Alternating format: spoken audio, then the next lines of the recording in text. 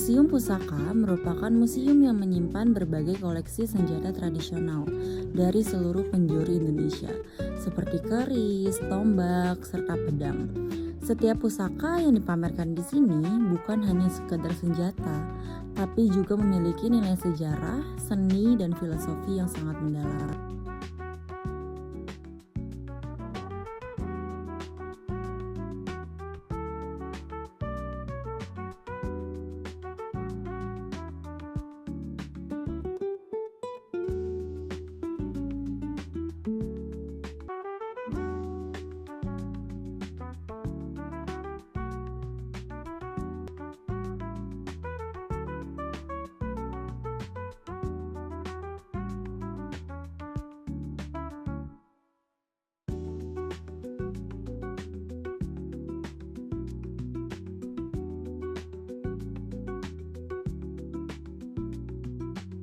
Proses pembuatan pusaka di sini tidak hanya membutuhkan keterampilan yang sangat tinggi, tetapi juga melibatkan beberapa unsur spiritual dan filosofi yang diwariskan secara turun-menurun.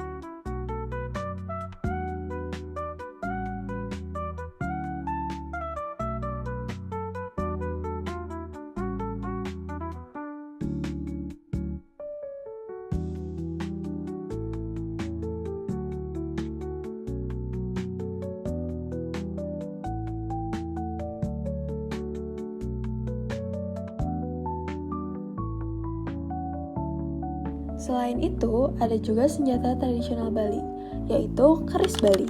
Keris bukan hanya digunakan sebagai senjata, tetapi juga memiliki nilai simbolis dan spiritual dalam budaya Bali.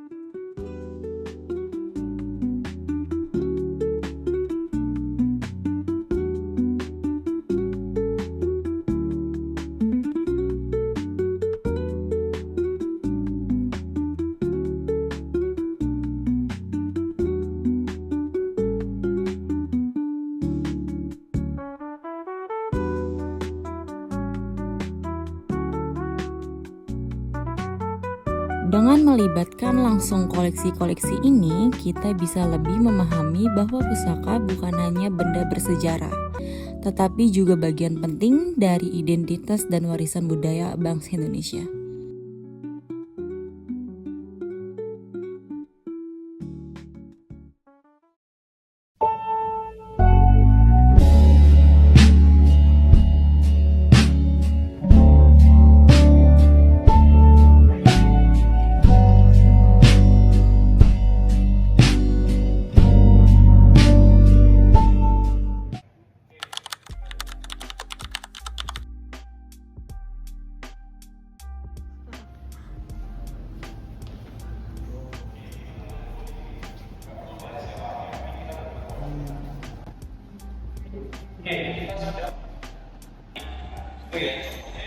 Jadi baik lagi nggak semua kainnya batik, tapi kalau batik dia wajib alat cantik sama apa.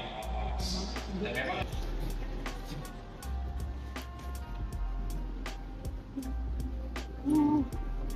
dipenuhi dulu aja, belum dibawa.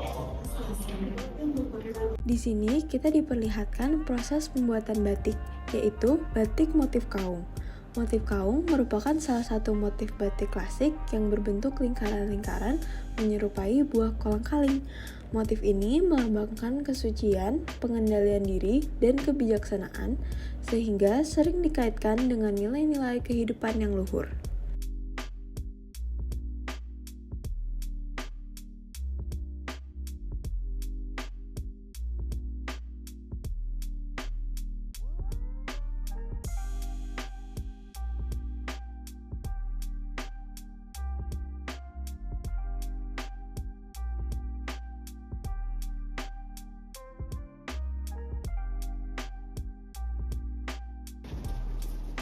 Persamaannya adalah warnanya satu apa? Coklat, warnanya gelap ya. Dan memang setiap motif itu punya arti, jadi dia gambarnya nggak masalah. Jadi kalau misalnya teman-teman bikin batik motif keraton dan mengubah salah satu bentuknya, maka artinya beda secara keseluruhan.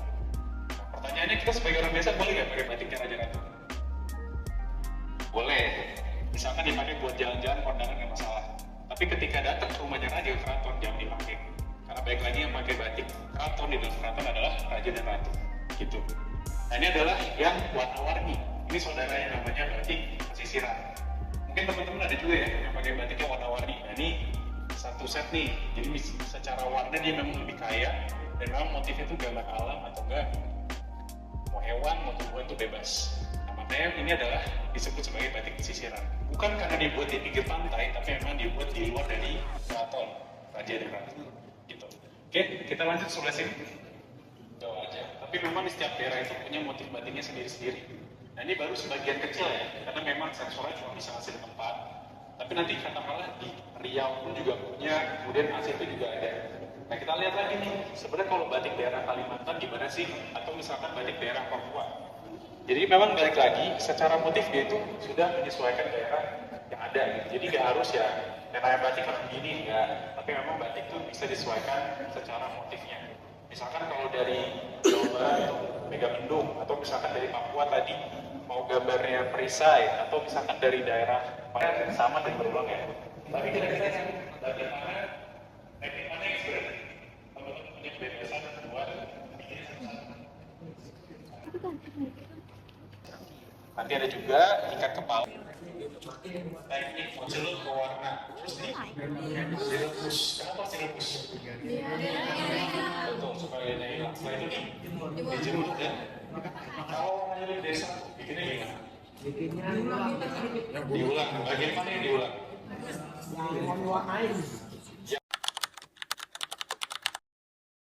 Assalamualaikum warahmatullahi wabarakatuh.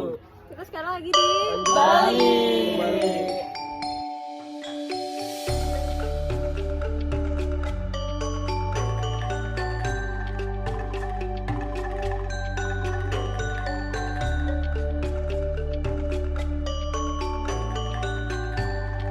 Anjungan Bali menampilkan berbagai budaya khas Bali yang sangat-sangat unik.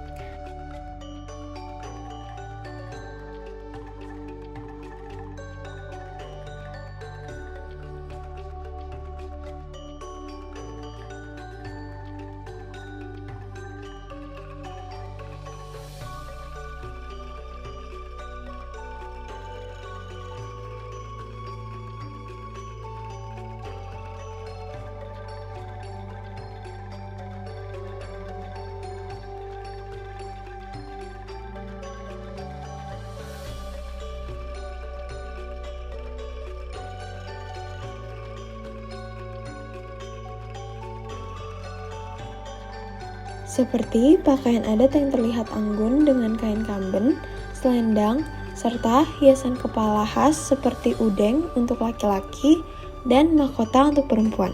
Selain itu, terdapat alat musik tradisional Bali bernama rindik yang terbuat dari bambu dan dimainkan dengan cara dipukul sehingga menghasilkan suara yang lembut. Tidak hanya itu, rumah adat Bali juga memiliki ciri khas berupa bangunan yang terpisah-pisah dalam satu halaman, dengan arsitektur terbuka dan dihiasi ukiran yang syarat makna spiritual.